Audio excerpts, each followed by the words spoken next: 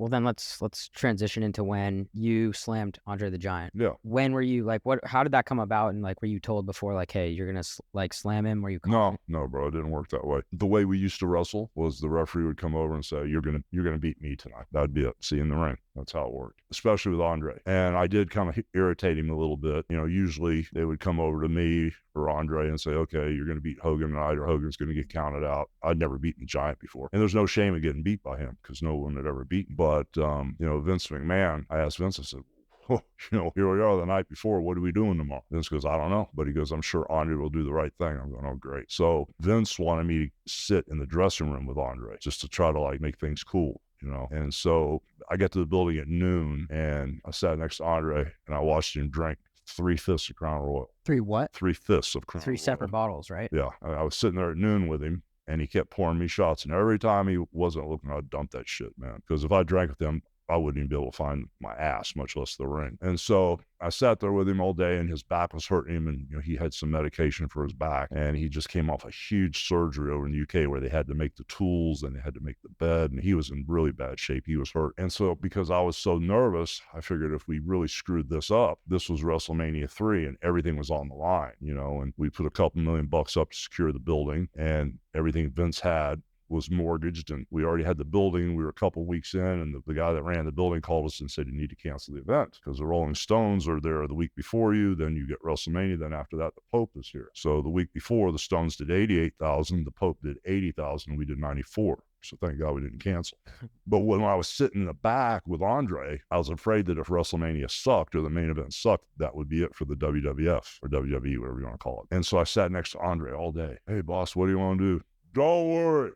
Okay, I'm not worrying. Hey, boss, maybe later me go up or me go down. Don't worry. Okay, man. Andre, what do you think? Maybe we get things going in there and we get a little rhythm. Maybe one slam if you're going to beat me. Don't worry.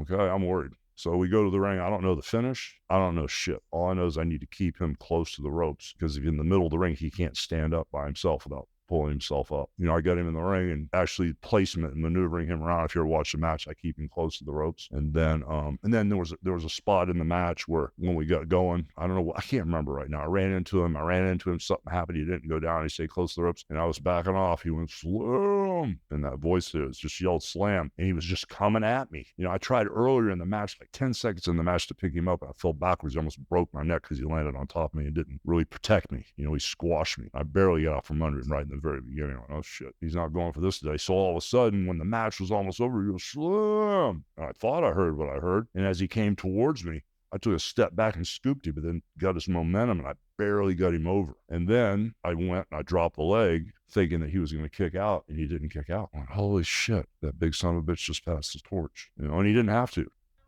I think we saw somewhere that this was the most televised 33 million viewers. Well, no, not this. This when we did the rematch on NBC. Mm-hmm. When we did the rematch on NBC, we had 33 million people view that.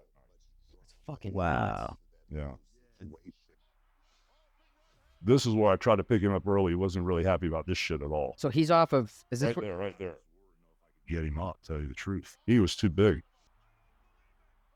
Did you fuck yourself up on that? Yeah, I tore my back. I got a hole in my back still from that shit. 620 pounds? Yeah. Damn. What happened after that? Because that was a huge moment. Well, after that, you know, we went back to the dressing room and he was hurting pretty bad. You know, him and I had become really good friends at that point where the last 10 or 12 years, we were really, really close. Before that, we had some major issues. But at that point, you know, when I realized what he had done for me, Mm-hmm. I mean, he just made my career there, brother. I mean, that was like, I was on a roll anyway. That was like hitting double nitrous buttons for me. Yeah. I mean, that was it, you know? And so, shoot, I was back there worried about him. If he was hurt, I was back there crying like a baby. I was so upset, you know, that this whole thing had happened. It was just like a major, I mean, if you were in my shoes and someone was to do that for you, I mean, it's just, there's nobody around like him. Yeah. I mean, there was never anybody around like this guy. And if he wanted to beat your ass, he could have done it. Nobody in this business or any business around that could have beat that man. I don't give a shit who you are.